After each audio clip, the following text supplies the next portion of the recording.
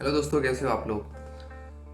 आज के टाइम पे एक बहुत बड़ा क्वेश्चन होता है लोगों के मन में। बहुत लोग सोचते हैं कि बिटकॉइन में पैसा लगा देता हूँ। अब लेकिन सवाल क्या है, दिमाग में आता है कि भाई पैसा लगाए या ना लगाए, मेहनत की कमाई अगर चली गई तो क्या करें। तो यहाँ पे मैं आपके सामने कुछ पॉइंट रखने वाला हूँ और सारे के सारे वैलिड पॉइंट है। मैंने बहुत ही रिसर्च के बाद मैं ये पॉइंट्स लेकर के आया हूँ। पहला पॉइंट है, मैं कंपैरिजन करता हूँ बिटकॉइन को शेयर मार्केट के साथ। तो शेयर मार्केट क्या होता है, बहुत सारी अलग अलग कंट्री होती है, अलग अलग कंट्री में खूब सारी कंपनियां होती हैं। तो बड़ी बड़ी कंपनियां होती है जो कि वेरीफाइड कंपनी होती है, वो वहाँ के स्टॉक एक्सचेंज में रजिस्टर्ड होती है।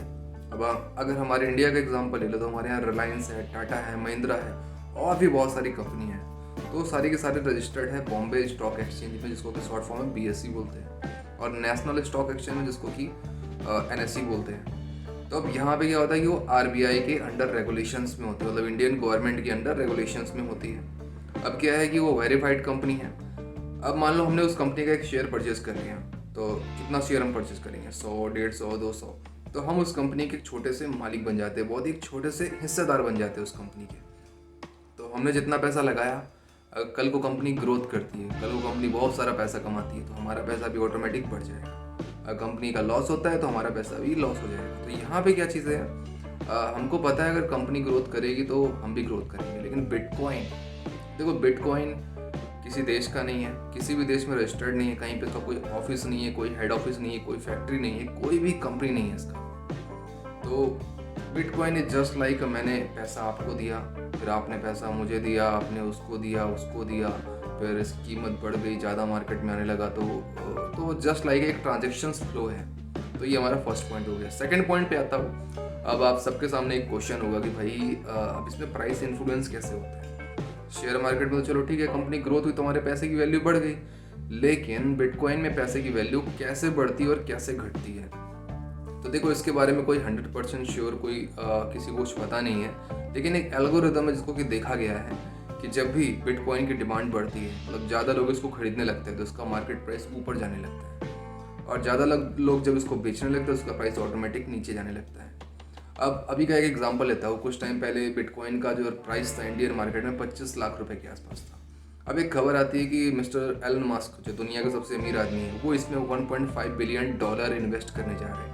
तो उनके इन्वेस्ट करते हैं इसका प्राइस काफ़ी ऊपर चला गया।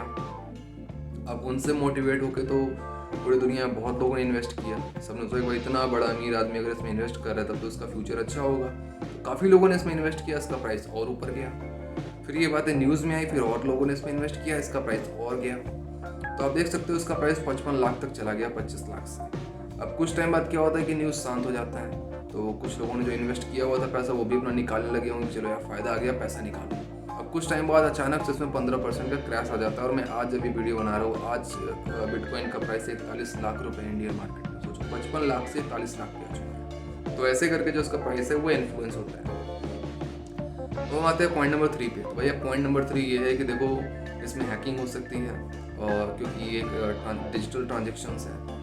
और अब आप बोलोगे कि हैकिंग तो बैंकिंग में भी हो सकती है। तो देखो, बैंकिंग वगैरह में क्या होता है कि चलो कि आपके साथ हैकिंग हो गई या कुछ फ्रॉड हो गया, कुछ धोखाधड़ी हो गई, तो आप पुलिस के पास तो जा सकते हो, आप कुछ लीगल एक्शन ले सकते हो, आपके पैसे वापस आ सकते हैं। लेकिन इसमें भैया एक बार गया तो गया। अब पुलिस के पास जाए क्या बोलोगे, अब रजिस्टर्ड तो है नहीं, गवर्नमेंट के अंदर तो है नहीं, ऐसा तो है नहीं कि गवर्नमेंट ने इसको लॉन्च किया हो या गवर्नमेंट के अंदर कुछ लीगल चीज़ हुई है।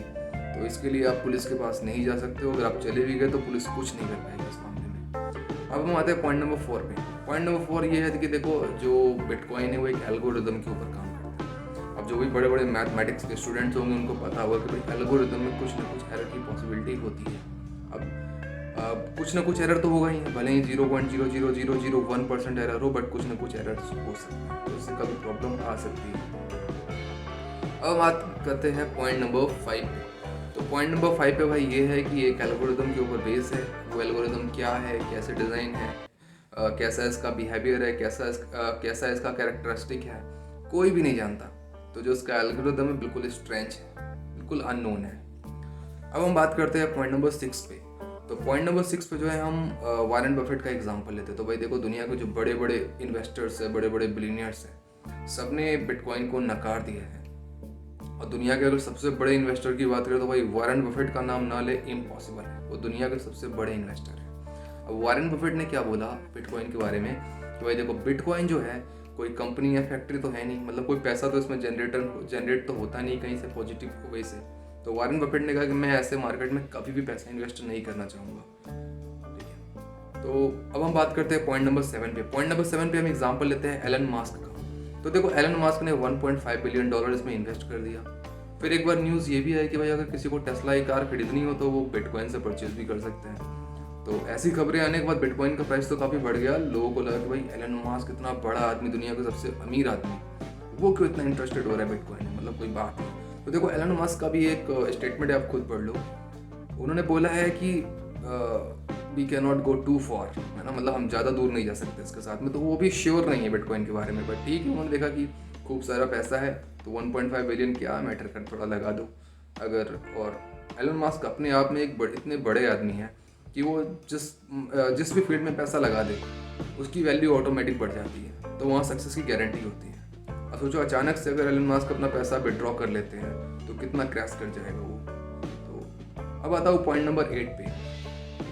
देखो, पॉइंट नंबर 8 में मैं इंडियन गवर्नमेंट की बात करता हूँ। देखो, इंडियन गवर्नमेंट के जो निर्मला सीतारमन जी है, जो हमारी फाइनेंस मिनिस्टर है, उनकी तरफ से ऐसा स्टेटमेंट आ चुका है कि वो बहुत जल्दी ऐसा एक स्ट्रिक्ट लॉ लाने वाले हैं कि कोई भी इंडियन जो है वो परचेज या सेलिंग नहीं कर पाएगा किसी भी क्रिप्टो करेंसी को।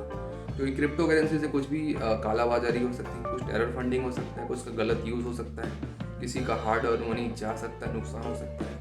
तो अभी गवर्नमेंट ने इसके ऊपर कुछ तुरंत फैसला तो नहीं लिया है, शायद सोच रही हो कि भाई कहीं लोगों ने इन्वेस्ट किया हो, अगर वो गवर्नमेंट कुछ स्ट्रिक्ट रूल ले और सबका नुकसान हो जाए, तो ऐसा कुछ ना हो। इन गवर्नमेंट ने इंडिकेशन दे दिया है कि भाई इंडियंस दूर रहो बिटकॉइन से और क्रिप्टो करेंसी से। चाइनीज़ गवर्नमेंट का भी हम एक एग्जांपल ले लेते हैं। चाइनीज़ गवर्नमेंट ने खुद का अपना क्रिप्टो करेंसी लॉन्च कर दिया है। तो उन्होंने भी यही सोचा होगा कि कहीं हमारे जो पब्लिक है वो किसी दूसरी कंट्री के जाल में ना फंस जाए, इसलिए खुद का क्रिप्टो करेंसी लॉन्च कर दो। और गवर्नमेंट ने लॉन्च किया तो गवर्नमेंट के अंदर रेगुलेटेड होगा, तो उसमें कोई प्रॉब्लम है ही नहीं। और जस्ट लाइक चाइनीज़ युआन की तरह ही वो भी काम करेगा, जो कि चाइना की करेंसी है युआन। अब हम बात करते हैं पॉइंट नंबर 9 पे। देखो, पॉइंट नंबर 9 ये कहता है कि दुनिया का आज तक एक भी ऐसा आदमी नहीं है जो कि इसकी गारंटी ले सके, 90% भी गारंटी ले सके बिटकॉइन की कि ये सक्सेस करेगा या डाउन जाएगा। किसी भी शेयर मार्केट में अगर कोई कंपनी है तो हम उसके लिए एक बार उसकी हिस्ट्री देख सकते हैं, उसका एम्प्लॉय वगैरह कैसे काम कर रहे हैं, कंपनी कैसे काम कर रही है, हम एक बार गारंटी ले सकते हैं कि कंपनी सक्सेस करेगी। लेकिन बिटकॉइन के मामले में आज तक कोई भी ऐसा आदमी नहीं जो कि 100% दूर की बात है, 50% भी इसका प्रेडिक्शन कर पाए। It is impossible, totally impossible. अब हम बात करते हैं पॉइंट नंबर 10 पे। देखो, पॉइंट नंबर 10 पे हमारा एक कंक्लूजन है कि bitcoin is just like a gambling. अब किसी ने अपना पैसा लगाया, उसका पैसा डूब गया, मतलब उसके पैसे की वैल्यू कम हो गई। अब जो वो बेनिफिट होता है वो किसी दूसरे को जाता है, तो किसी का नुकसान हो रहा है, किसी का बेनिफिट हो रहा है, कोई पॉजिटिव वे में कोई पैसा जनरेट हो नहीं रहा, तो it is just like a gambling. तो अगर आपको गैम्बलिंग पसंद है तो आप बिटकॉइन में आ सकते हो। तो इंडिकेशन यही है। अब लास्ट में शायद आप मुझसे पूछना चाहोगे भाई आपकी क्या सोच है कि आप इन्वेस्ट करोगे या नहीं इन्वेस्ट करोगे। तो देखो भाई, मेरी भी यही सोच है। तो पहली बात तो ये गैम्बलिंग है, जस्ट लाइक किसी का नुकसान होगा फिर आपका फ़ायदा होगा, और कुछ श्योरिटी नहीं है इसका कितना ऊपर जाएगा।